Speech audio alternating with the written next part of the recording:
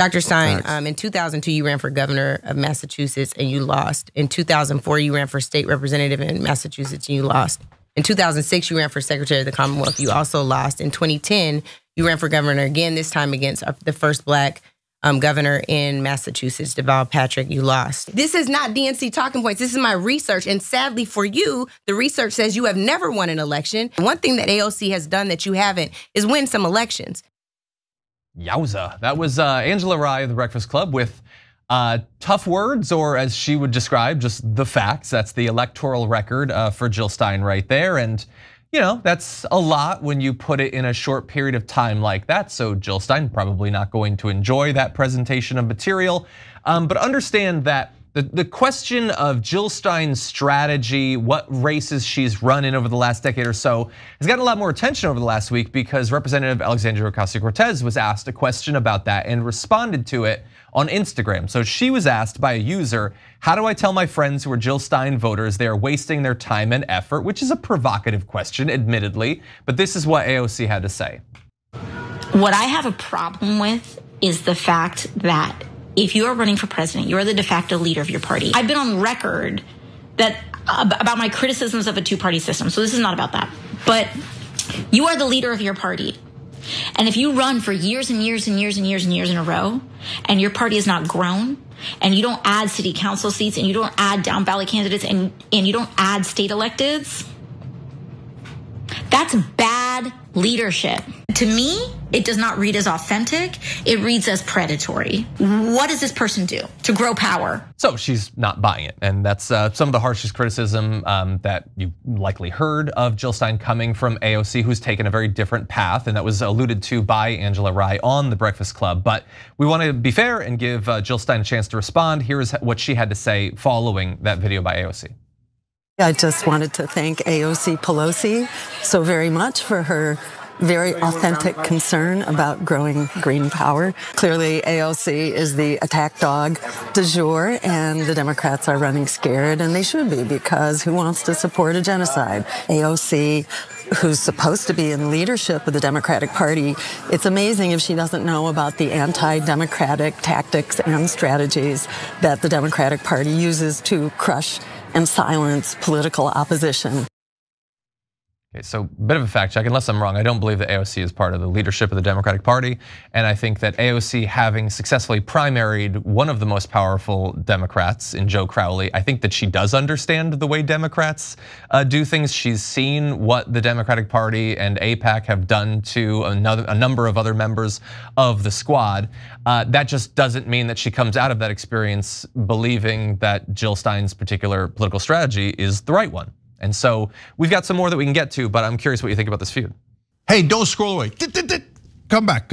Because before the video continues, we just want to urge you to lend your support to TYT. You power our honest reporting. You do it at tyt.com/team, and we love you for it. Yeah, I agree and disagree with all of them. So let me break it down. Number one, so Angela Rye, there's one thing she said that I didn't love, where she was like, you ran against the first black governor of Massachusetts. Why? Was no one supposed to run against him because he's the first black governor? And then she pointed out that Jill Stein ran against Obama. Yeah, he was the president at the time. And now against Harris, she's the Democratic nominee. Like, you don't need to make it racial. Jill Stein's not racist, that's crazy. Okay, so, but on the other hand, did she lose all those elections? Yes, she lost all those elections. And has she built power over in those 4-year periods between losing the presidential ones, to AOC's point? Unfortunately, they haven't, they've stalled. And so my main issue with the third party runs, the Green Party, et cetera, is, and I've said this a billion times, guys, if you get it up to 20, 30 points, you're in the ballgame. Shoot, if you even got it to 10 points, and I know they're gonna do what they did to RFK Jr. and be totally unfair to you, et cetera, right? And you could say, hey, you could hate RFK Jr., but the brother got up to 12 points in a general election. That gets you into a debate, et cetera. The Green Party's never gotten there. So, I like a lot of their policies. I want them, but if you're not building power and you're not getting to a point where you give us a reason to be able to support you, to push it further, and at the end you're always at 2 points, and then you say, all right, now give me the 2 points in a super close election, I don't love that. And that's why I always give people an opportunity. We've interviewed Jill Stein many times, even when mainstream media reporters yell at us for it. I'm like, wait, I thought you guys were reporters. What do you care, right? We did a town hall for her. Yeah, we did a town hall for her. Yeah. I interview every third party candidate. I give them every opportunity in the world. Andrew Yang got one of his first interviews here on this show. On and on it goes. But at some point, you got to push past your 2.5 points. Now, having said that, now let me turn to AOC. Predatory, that's a weird word. Why is that predatory? What a weird word to use in that context. Were you predatory when you ran against Joe Crowley? I just don't get it. It's very off-putting to put it like that. And then she says, well, look, of course I agree with a two-party criticism of the two-party system. This is not about that. No, I think this is about that. And no, I'm not that familiar with your criticism of the two-party system. She says, oh, I was on the Working Families Party ballot and I liked Democratic Socialists, though they've had a falling out now because of Israel-Palestine issues, etc. Yeah, but you were in New York. The Working Families Party has a ballot line in New York, is very powerful or powerful enough in New York, etc. So no, you're now, the part that Jill Stein's right about is AOC is serving the role of the attack dog. So she's the one that goes out there, has the assignment of make sure you attack the third party people and drive them out of the race. She's been doing that now for a couple of months. And so the establishment, the leadership gives you that role. So she's not in leadership, John is right, but she's obviously working with leadership, and her role is attack anyone that might look like you, because not is in terms of appearance, but in terms of progressive, etc. Because we need a progressive to attack other progressives. I wouldn't have taken that role, to be honest with you. You know, the role I want is to attack Trump. But okay, if you want to nip at Jill Stein's heels, enjoy. I'm sure that you fit into the system, etc. Last thing I'll say. She criticizes Trump, to be fair. Okay, great. Happy to hear it. So I know that Just Democrats is the main organization that helped get her elected, and then afterwards, Justice Democrat asked her to help other people run against incumbents, just like she did. Why? Because you have to build power in those 4 years.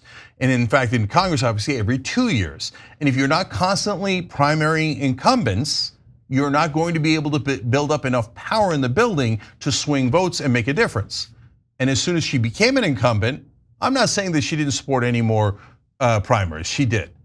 But she became so much more hesitant to support anyone running against an incumbent because they became her colleagues. So the part about building up power, I don't know, let me see it because I haven't seen it yet. I agree with you on a lot of points. I think she definitely did the call out rather than call in. She was, on her couch doing an Instagram live and she decided to not be diplomatic and it came off really bad. It came off, I don't think she is the dubbed attack dog by the Democrats. I'd push back on that, but I definitely think that it came off like she was punching left.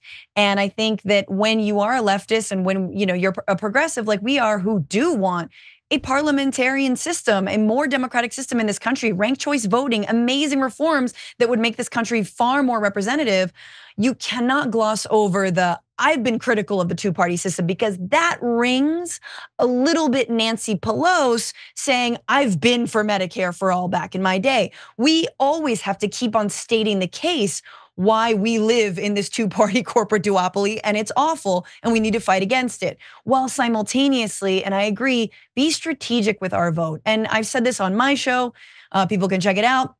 But I dug deep around this, and specifically I want to talk about really quickly the angle around ceasefire and Gaza, because I think one thing that does feel slightly predatory to me, although it is a harsh word, is that Jill Stein is swallowing up a lot of the people who cannot stomach voting for Kamala Harris because she will not break from Joe Biden's policies in Gaza. And I understand that. However, one of those people who is being hounded to support Jill Stein's candidacy is Ruah Roman. Ruah Roman is the Palestinian Georgia elected official who was slated possibly to speak at the DNC, but was never, of course, given the opportunity to, as we now know. Well, Roman had a much better live than AOC and spoke exactly about why she's not jumping ship on the Democratic Party. Why? It's because she sees progress on the issue of Palestine within the Democratic Party. She's not talking about Kamala Harris and what's in her heart and what.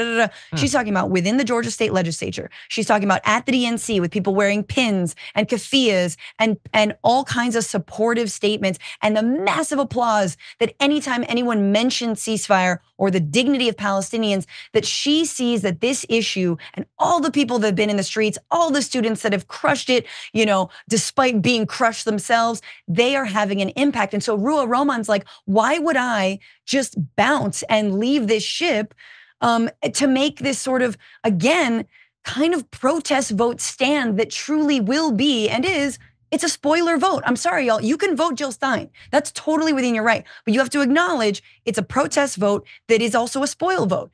But you acknowledge that, and that's okay. I'm not saying not to do it, but that's what it is. It is not a strategic vote. And certainly, again, in the words of Palestinian American Ruah Roman, not a strategic vote when it comes to the liberation of the Palestinian people.